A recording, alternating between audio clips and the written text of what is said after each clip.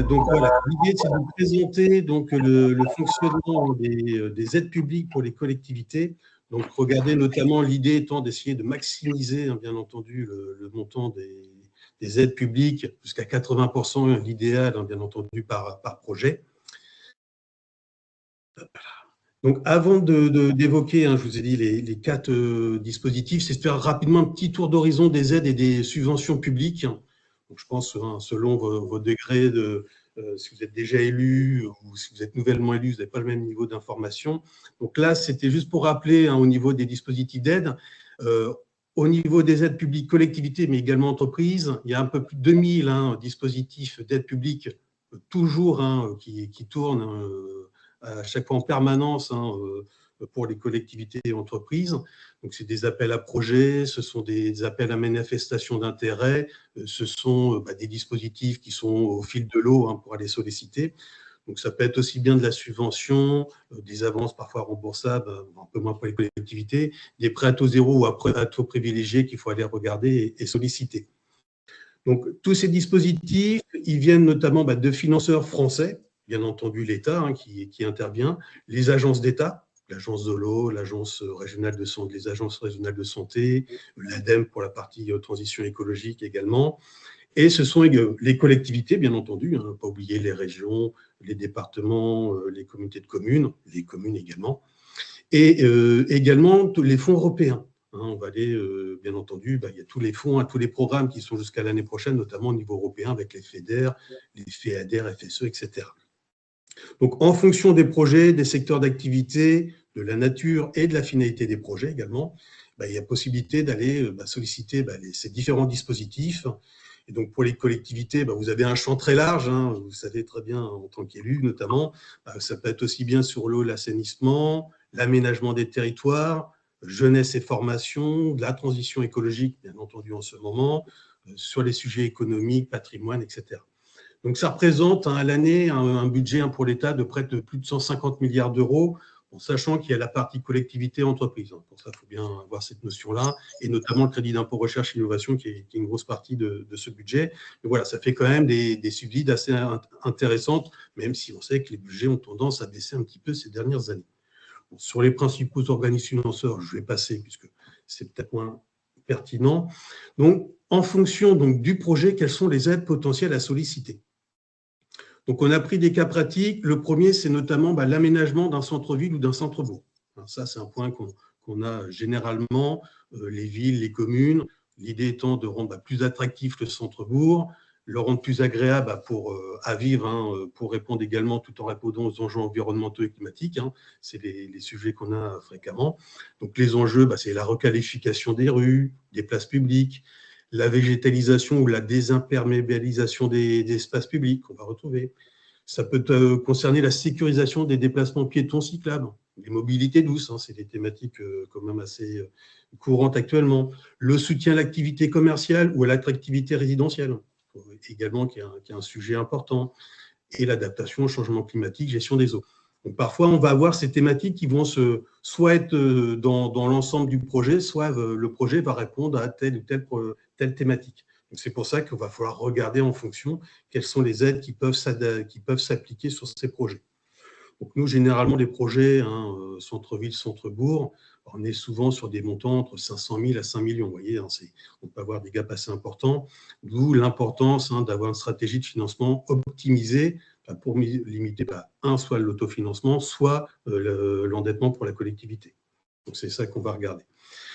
Sur un projet aménagement centre-ville, centre-bourg, les principaux financeurs qu'on va solliciter, vous savez, l'État, via DETR ou DECIL, hein, en fonction du projet et de la taille de la collectivité. Donc là, c'est avec la préfecture, bien entendu.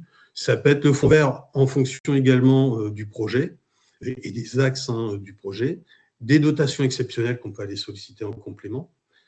Les agences et établissements publics, donc les agences d'État, établissements publics, donc ça peut être les agences de l'eau. Hein, il y en a 6 en France qui vont avoir souvent qui peuvent intervenir sur ce type de projet, notamment dès qu'on est sur des problématiques de désimperméabilisation des sols, sur le changement climatique, la gestion des eaux pluviales. Le CEREMA, hein, qui bien entendu a des aides techniques, mais parfois financières également. l'ADEME qui peut avoir également, qui peut intervenir, photovoltaïsme, etc. Ça dépend bien entendu jusqu'où va le projet. Les collectivités territoriales peuvent être également compétentes sur ce type de dossier. Donc, on peut avoir les régions, les départements, parfois les deux, les intercommunalités ou métropoles avec les fonds de concours. Donc, ne pas oublier dans ces cas-là les fonds de concours qui peuvent être un petit complément de financement sur les projets. L'Europe, donc l'Europe a différents dispositifs. Le FEDER, bien entendu, qui est un beau dispositif de cofinancement. Le leader qui est plus sur des petits dossiers, sur des projets, on va financer sur des dossiers un petit peu moindres, mais parfois ça peut être complémentaire justement en disant on va aller financer telle partie du projet via du leader. Des programmes européens liés à l'adaptation climatique, c'est là qu'on va regarder. Donc là, par contre, je préfère tout de suite, dès le début, dire attention à la vigilance sur les fonds européens. On arrive sur la fin de programme. Le programme il s'arrête en 2027. Donc, malheureusement, en ce moment, on voit bien que les enveloppes budgétaires ont tous été fléchées. Et donc, on arrive vraiment sur les queues budgétaires. Donc, c'est un peu plus compliqué pour les dossiers qui viennent. Après, par contre, sachant qu'ils vont repartir en 2028. Donc, c'est là qu'il faut maintenant voir en fonction du timing des projets, dire est-ce qu'il ne faut pas décaler de 3 mois, 4 mois le lancement du projet pour aller chercher du FEDER, etc. Et ça, c'est des réflexions qui peuvent être menées. Donc, des conseils Equeos sur des projets aménagement de centre-ville, centre-bourg, bien anticiper les financements dès les premières études. Il faut vraiment essayer d'anticiper. Les financeurs, il faut les mettre autour de la table dès le départ. C'est toujours plus compliqué. Si les travaux sont commencés, déjà, règles d'incitativité, ils ne vont plus intervenir. Et deux, ils aiment bien être dès le départ associés au projet pour pouvoir avoir un petit peu une position sur ce qui peut se faire. De bien valoriser les enjeux environnementaux, la mobilité douce, la gestion des eaux pluviales, etc. C'est vraiment des dossiers, même si ce n'est pas forcément l'enjeu principal du dossier, il faut absolument que ça ressort dans les dossiers. C'est des éléments très importants, bien entendu. De construire un plan de financement multipartenarial, on parlait tout à l'heure, l'État, les collectivités, éventuellement l'Europe, qui de toute façon vient toujours en cofinanceur, donc de bien avoir une vision multipartenariale sur les projets, et bien entendu de préparer plusieurs mois en avance, avant les travaux, notamment les demandes. Les financeurs, souvent, ils aiment bien anticiper ces points-là, ils ont eux-mêmes leur calendrier, donc souvent, il faut anticiper à 6, voire à 12 mois, c'est assez long, pour pouvoir être sûr dans le timing de dépôt de dossier, d'avoir toutes les pièces justificatives qu'il faut bien pour solliciter le financeur. Un cas concret justement d'un réaménagement d'un centre-bourg. Donc là, c'est une commune auvergnate qui nous a sollicité il y a un peu plus d'1 an, qui réaménageait ce centre-bourg, on va créer des espaces de vie, refaire les places de la ville pour que ça soit un peu plus convivial, travailler sur la sécurité des axes également, et favoriser l'accessibilité, l'attractivité commerciale. Pardon. Donc là, il y avait de la requalification, notamment de la rue principale, végétalisation des espaces publics et plantation d'arbres.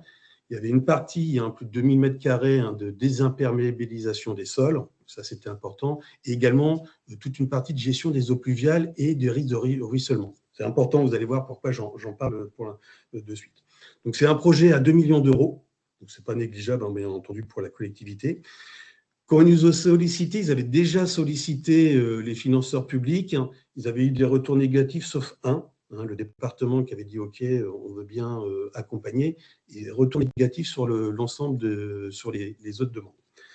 Donc nous, on a repositionné du coup les demandes, on a fait un repositionnement stratégique du projet, surtout sur les thématiques inondation et ruissellement. On a toujours parlé de créer les espaces de vie, la convivialité, mais bien de parler de ce point-là, puisqu'ils étaient en plein PPRI, etc. Ils ont dit qu'en plus, qu'ils doivent refaire. Donc, c'était un vrai sujet pour la commune, bien entendu. Et donc, on est reparti sur le dépôt de dossier auprès du FEDER, axe inondation. On a pris le DOMO, on est parti dessus. L'agence de l'eau, donc là, c'est l'agence de l'eau Rhône-Méditerranée, et également le Fonds vert. On les a aidés également, ils avaient eu un renfort sur la DETR. Finalement, il y avait une queue budgétaire au mois de septembre. On a retravaillé avec eux le courrier de demande auprès du préfet et ils ont obtenu du coup la DETR en plus. Donc, on a monté les dossiers, on a fait le lien avec les services instructeurs pour les compléments d'information, etc. Donc là, on assure notamment le suivi du versement des aides. Donc, sur le projet, un peu plus de 2 millions d'euros, Du coup, nous, on a réussi à obtenir donc un peu plus de 590 000 euros. Vous voyez, hein, on est aux alentours de 30%, sachant qu'au départ, à part le financeur qui était le département qui mettait 200 000, ils avaient 200 000 euros. Donc là, du coup, ils ont 790 000 euros finalement sur leur projet. Donc voilà, tout l'intérêt était de vraiment réaxer, hein, de retravailler sur les thématiques sur lesquelles on allait positionner le projet. Vous voyez, c'est ça qui parfois est important à regarder et pas d'aller simplement en disant si on va que sur du espace de vie, ils se sont fait retoquer de tout le monde. En allant sur l'inondation ruissellement, on a réussi finalement à obtenir les financements. Donc voilà le cas concret, hein, qu'on souhaitait présenter sur cette partie d'aménagement du centre-bourg. Une deuxième opération, on est souvent sollicité sur ce point-là, donc pour ça qu'on s'est dit c'est intéressant d'en parler, la réhabilitation du patrimoine communal.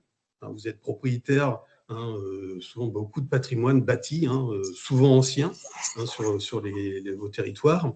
Ça participe bien entendu à l'identifier local et à l'attractivité du territoire. Et donc, souvent, il y a des travaux à réaliser pour réhabiliter l'espace patrimonial. Donc, ça peut être l'église, les chapelles, des remparts, un belvédère. On a eu le cas très intéressant, on a travaillé sur un télégraphe chape, je ne sais pas si ça vous parle, mais qui était très intéressant pour qui on a travaillé. Et donc, c'est des thématiques, préservation, bien entendu, du patrimoine architectural et historique local, sécuriser les bâtiments. C'est un point, notamment, attention que les pierres ne tombent pas, hein, sur les passants aux côtés de l'église. Le maintien d'un lieu de repère, puisque souvent, l'église est au milieu du village, donc souvent, c'est un repère pour les habitants de la vie communale. La valorisation touristique et culturelle, alors quelqu'un qui n'a pas dû éteindre son micro, je suis désolé, culturelle du territoire. Donc ça, c'est un point intéressant, puisque souvent, nous, on a eu le cas de collectivités qui disent, voilà, on va retravailler, réhabiliter l'église, et on fait, par exemple, des visites guidées sur la commune, donc pour justement mettre en avant le patrimoine bâti, mais parfois également la biodiversité. Vous voyez, il y a des points comme ça des liens qui peuvent se créer. Donc, les financeurs, habituellement, vont dépendre si on est inscrit ou classé monument historique, avec la DRAC, bien entendu. Sinon, les financeurs, l'État, DETR, DSIL. On a parfois des dotations exceptionnelles, hein, selon les priorités locales. Selon les territoires, on peut avoir la région, souvent les départements, hein, plus que les régions, mais on a parfois des régions, des intercommunalités, des métropoles qui sont parfois en lien avec la fondation du territoire, du patrimoine, et qui vont parfois attribuer des aides spécifiques sur cette partie-là. Et donc, notamment sur la partie patrimoine, les fondations spécifiques, hein, spécialisées. Donc là, je vais parler de la fondation du patrimoine. L'intérêt de la fondation du patrimoine, ils peuvent faire parfois des subventions directes, ils peuvent faire des appels aux dons. Selon le caractère, on va dire, un peu original du projet, on peut aller solliciter la mission Berne également. Là, c'est quand même un billet de 200 000 euros, donc ça peut être pertinent, bien entendu. Mais il y a d'autres fondations que la fondation du patrimoine. Donc, il y a l'Art français également qui peut intervenir, plus justement pour la sécurisation des bâtiments. Et il y a du mécénat local qui peut être sollicité, hein, auprès des entreprises. L'Europe, selon la taille des projets, donc le FEDER notamment, qui peut être une solution. Voilà, justement ce que je disais tout à l'heure, c'est un peu plus compliqué. Les leaders, hein, si justement on rentre, parfois ils ont mis en priorité le maintien du patrimoine local, également une partie touristique, on peut aller solliciter des fonds leaders, donc c'est toujours complémentaire, c'est intéressant. Donc nous, les conseils, toujours en amont, vérifier déjà le statut patrimonial, hein, est-ce qu'on est classé, pas classé, est-ce qu'on est inscrit au monument historique, hein, ça va, en fonction, on ne va pas avoir les mêmes dispositifs d'aide, hein, la DRAC va intervenir ou non. Identifier donc les financeurs publics et privés, hein, là les fondations notamment, pour maximiser le taux de l'aide, de bien valoriser donc l'intérêt patrimonial, culturel, local du projet. Donc souvent, voilà, nous on dit, est-ce que le chantier est réalisé par une association locale qui a une connaissance notamment sur le bâti, de faire tel type de bâti, qu'on utilisait, la technique qu'on a utilisée il y a 2 siècles, d'organiser des visites de chantier avec les financeurs, ça ils aiment bien. Pourquoi pas l'insérer dans un programme pédagogique avec l'école communale. Voilà, toujours pareil, essayer de créer des liens. Nous, pareil, ça peut être, pourquoi pas, dans l'église, la journée donc, européenne du patrimoine, d'organiser un petit concert dans l'église, voilà, de faire vivre le lieu, hein, bien entendu, pour maximiser un petit peu le dossier pour obtenir des financements. Donc, toujours pareil, anticiper les demandes pour bien s'adapter en fonction des calendriers des fondations, des collectivités, pour bien entendu déposer le dossier en temps et en heure. Donc, un exemple d'un cas pratique, là, de réhabilitation d'une église. Donc là, une commune bretonne, un peu moins de 1200 habitants. Donc là, c'était travaux de réhabilitation. Là, il faisait la toiture de l'église. Bâtiment pas classé, pas inscrit au monument historique. Donc, et en même temps, ils ont profité après de refaire également, voyez, toute la place devant l'église. Projet de 78 000 €, donc ce qui n'est pas négligeable quand même, comme il y a d'autres investissements à côté pour la commune. Donc, on a regardé tous les financements, l'éligibilité du projet en fonction de l'église. Et donc, on a identifié 3 financeurs qui pouvaient financer le projet. Donc là, c'est la région. Vous voyez, c'est la région Bretagne, du coup, qui a un dispositif spécifique et pas le département qui est intervenu. Et également 2 fondations dédiées au patrimoine. Donc là, on a conseillé, on a travaillé avec la collectivité, on a rédigé le dossier pour bien mettre en avant justement l'intérêt patrimonial, la préservation du bâti, l'ancrage local. On a déposé les dossiers, bien entendu, auprès d'eux. On assure maintenant le suivi du versement des aides. Donc, sur un projet, vous voyez, qui est à peu près de 78 000 €, on a obtenu un peu plus de 36 000 €, soit près de 50% du projet. Donc, c'est pour ça, et la commune, au départ, ils n'avaient aucune piste. Donc, vous voyez, donc c'est pour ça qu'on voit qu'on peut aller chercher à chaque fois des financements assez pertinemment sur ce type de projet. Le troisième point qu'on retrouve, c'était donc de parler de construction et de rénovation d'un équipement sportif. Donc attention, les aides ne sont pas les mêmes quand on est sur de la rénovation ou de la construction d'un nouveau bâtiment. Mais bon, voilà, c'était de donner la ligne sur comment ça fonctionne au niveau des équipements sportifs. Donc là, notamment, on a les projets soit de moderniser, bien entendu, son équipement sportif, soit de le créer, puisqu'il faut répondre aux besoins de la population, des habitants, des associations sportives locales, des établissements scolaires, éventuellement s'ils sont présents sur la commune ou la ville. Donc à chaque fois, on va avoir des réflexions de maintien, de développement de l'offre sportive, l'amélioration des conditions d'accueil des associations, des scolaires, des usagers. Ça permet de renforcer l'attractivité communale et la qualité de vie. Ça, c'est toujours important. Et donc, bien entendu, là, ce qu'on a également fréquemment, c'est la mise en conformité des installations en matière de sécurité, d'accessibilité et la performance énergétique. Effectivement, on a des complexes parfois qui peuvent être assez énergivores, donc un coût de maintenance et de fonctionnement qui peuvent être élevés. Donc, les financeurs, pareil, on va regarder donc, ceux qui vont être prioritaires selon, bien entendu, le projet. L'État décide de TR. Souvent, j'en parle depuis tout à l'heure, c'est là qu'il faut avoir une stratégie. C'est-à-dire parfois sur tel projet, on sait qu'on va pouvoir les financer jusqu'à 80%, même si on a sans la DETR. Dans ce cas-là, dire la DETR, on va le positionner sur un autre projet où là, on a peut-être un peu moins de financeurs publics. C'est ça qu'il faut après avoir comme réflexion également. Le fonds vert, si on a bien entendu un volet environnemental sur ce point-là. L'Agence nationale du sport. Bon, les fonds sont quand même plus réduits depuis, malheureusement, les JO 2024. Donc, il y a toujours quand même une enveloppe, équipement sportif structurant. Et on a également des PST, les projets structurants de proximité. Alors, regardez avec la Drages à chaque fois pour voir s'il y a des financements. Les collectivités territoriales, bien entendu, peuvent intervenir, la région, le département, les interco-métropoles. L'Europe, selon les thématiques. Donc là, ça va être notamment sur des performances énergétiques, l'innovation environnementale, le volet ENR qui peuvent intervenir. Si on est sur un projet de rénovation avec notamment réduire l'impact énergétique, ça peut être les études énergétiques, le photovoltaïsme, s'il y a du biosourcé également, on peut avoir des aides spécifiques. Et parfois, alors les fondations sont souvent plus sur la partie quand même animation, équipement de matériel et moins sur la partie immobilière. Et on peut avoir parfois des compléments de financement sur ces points-là. Donc là, à chaque fois sur des projets de ce type, c'est bien déterminer le périmètre du projet. Donc on est sur des équipements sportifs, on a des locaux annexes, on a une partie accessibilité, on a une partie énergétique, photovoltaïque, on a une partie handisport, para-inclusivité, etc. Parce que c'est important d'avoir bien ces visions-là, puisque en fonction des volets, on va pouvoir orienter les dépenses vers le bon financeur. On va avoir des financeurs qui vont prendre l'enveloppe globale et d'autres vont dire nous, on va intervenir sur telle partie du projet. Donc pour ça, il faut qu'on ait vraiment une bonne visibilité sur ces points-là. Sur les dossiers, bien valoriser la mixité des usages, on en parlait tout à l'heure, ça c'est très important. Et là, on voit bien les thématiques prioritaires, bien entendu, l'handisport et le sport inclusif, qui sont des sujets, bien entendu, à mettre en avant dans les dossiers. On peut même avoir des taux d'intervention, des points supplémentaires selon ces projets-là. L'accessibilité du sport aux femmes, également la parité femmes-hommes qui est à regarder. Et on va avoir également des sujets sur le sport santé-bien-être qui peuvent également intervenir. Donc là, on parle des équipements sportifs, qui peut être le complexe, mais ça peut être aussi bien un pump track, etc., qui peut intervenir dans ces cas-là. Donc là, un exemple concret. Donc là, c'est la construction d'un complexe sportif. Donc là, on est en Occitanie.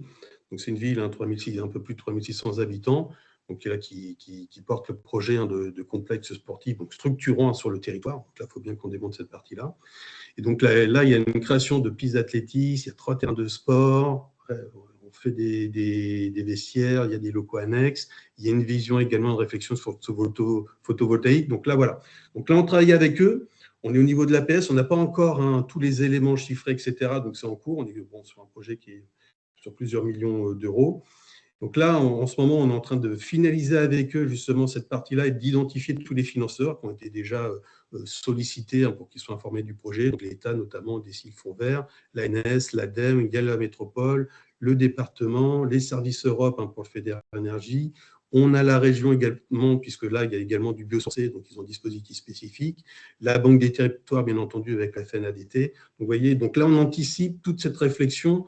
L'idée, comme ça, avant de lancer, notamment d'ouvrir les plis après le DCE, d'avoir déjà tout identifié, tous les financeurs pour ne pas être bloqué dès qu'on va lancer le projet. Donc voilà un petit peu l'idée. Donc là, actuellement, au regard des financements, on est à peu près à 50-60%, logiquement, on estime, au niveau du financement pour ce projet-là. Le dernier exemple qu'on voulait donner, donc là, on n'est pas sur la collectivité pure. On est sur vraiment une association établissement public, mais avec qui vous êtes souvent en relation en tant que maire et service collectivité. Donc là, on a pris l'exemple notamment d'un établissement social médico-social, ce qu'on appelle les ESMS. Donc c'est un ESAT. On va prendre l'exemple après de l'ESAT, mais ça peut être une aide API, etc. Et donc, eux également, ils ont souvent des projets de reconstruction, de réhabilitation, puisqu'ils ont beaucoup d'immobilier également sur leur site. Et donc, ils doivent améliorer les conditions de travail pour leur personnel, également les personnes en situation de handicap. Ils doivent moderniser un petit peu leurs locaux, mise aux normes réglementaires, etc. Donc, nous, on intervient également pour ce type d'établissement associatif, établissement public. Et souvent, il y a un lien avec la collectivité. C'est pour ça que je voulais en parler ce matin. Donc là, les financeurs, notamment pour les ESMS, c'est assez simple. Donc, le principal, bien entendu, l'Agence régionale de santé, qui suit bien entendu tous les plans d'investissement immobilier, en lien avec la SNSA, qui a des fonds spécifiques. Alors parfois, c'est en lien directement avec l'ARS directement.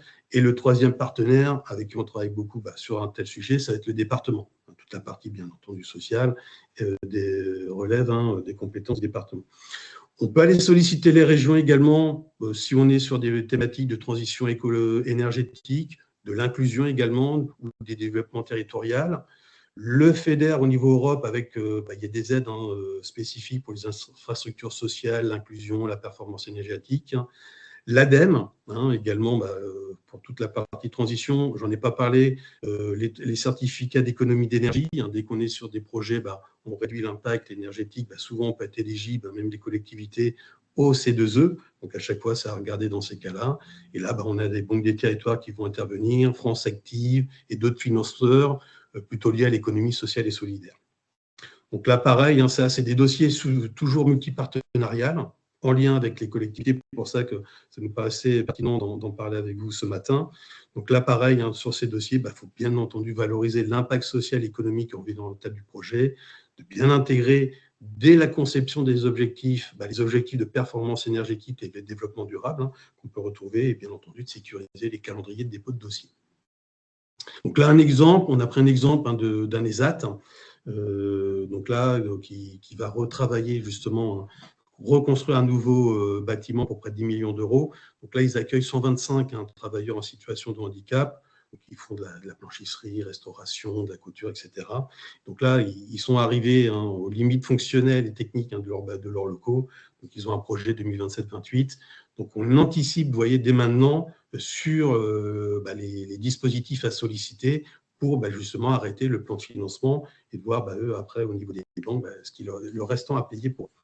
Donc là, pour l'instant, on travaille avec l'ARS notamment, le FEDER au niveau Europe, la région Pays de la Loire, le département de Loire-Atlantique, l'ADEME, et on a différents dispositifs énergétiques qu'on est en train de regarder. Donc ça, c'est un projet à 10 millions d'euros. Et donc là, les aides identifiées, on est à 3 750 000 euros d'aides identifiées sur le projet. Donc, vous voyez, ça fait quand même un beau financement pour ce dispositif-là. Donc voilà, c'était vraiment de vous donner une vision globale sur comment ça fonctionne les aides publiques, très rapidement ce matin. Donc, juste pour rappeler pourquoi Ekeos, on a organisé ce matin avec Sarah ce webinaire.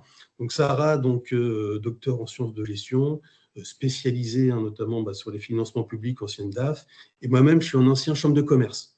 J'ai travaillé pendant 15 ans et j'ai commencé, pour ceux qui sont un peu moins jeunes, ont peut-être connu les ORAC et FISAC, les opérations de revitalisation de l'artisanat du commerce. Voilà, c'était ma première mission en tant que chambre de commerce. Donc, on connaît bien ces dispositifs d'aide pour les collectivités. Donc, l'idée à chaque fois, c'est de vous accompagner, pour identifier les bons dispositifs, de ne pas passer, de ne pas en rater, et deux, à vous accompagner à monter les dossiers qui sont quand même assez lourds et complexes à monter et assez chronophages. Donc, voilà comment on peut travailler avec vous sur les dossiers d'aide publique. On propose également, ce qui peut vous intéresser, une formation pour maîtriser les aides publiques. Donc, pour les élus, DGS, mais les équipes techniques, il y a des collectivités territoriales. L'idée, c'est de bien comprendre le fonctionnement des aides publiques et l'écosystème des financeurs, de voir comment ça fonctionne pour l'identification. Je parlais tout à l'heure des nombreux dispositifs, comment les identifier, comment les rechercher pour être bien à jour sur ces points-là. Comment monter un dossier de demande de financement solide et éviter les erreurs qu'on peut retrouver fréquemment. Et parfois, il y a également un peu de négociation avec la préfecture, avec les différents organismes financeurs à avoir. Donc, on a un programme qui est assez intéressant avec la cartographie des aides, la recherche et la veille, comment on va fonctionner, quels sont les outils qui existent, comment les utiliser de manière efficace, comment monter un dossier, ce qui va être souvent généralisé, de bien suivre les calendriers, etc. Et on fait généralement 2 ou 3 cas pratiques. On profite en disant, donnez-nous, soit on prend des exemples pour vous, soit on prend, s'il n'y a pas forcément, on crée un cas pratique et on travaille ensemble dessus lors de la formation. Donc voilà, donc s'il y a un moment où vous dites, ça peut être intéressant de se former, ça peut être pour les élus, les directeurs généraux, bien entendu, des services, les DST, les services finances, quand on est dans un service finance. Donc, ça peut être intéressant de suivre ce type de formation. Donc, n'hésitez pas à nous solliciter si besoin sur ce point-là. Donc, voilà, 11h32, c'était un petit peu plus long que prévu. Donc, je vous remercie pour votre attention. Puis...